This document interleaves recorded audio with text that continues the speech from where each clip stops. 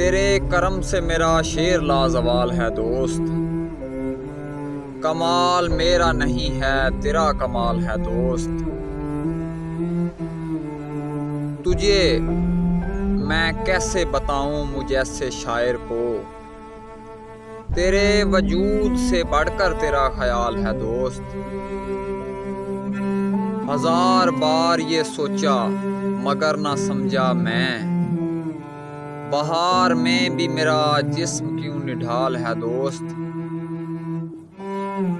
تو ان اداؤں سے مشہور ہو گیا ورنہ تو ان اداؤں سے ہٹ کر بھی باکمال ہے دوست۔ ہم ایک دوجے کے ارباب ہو نہیں سکتے، وہ اور بات کہ یہ رابطہ بحال ہے دوست۔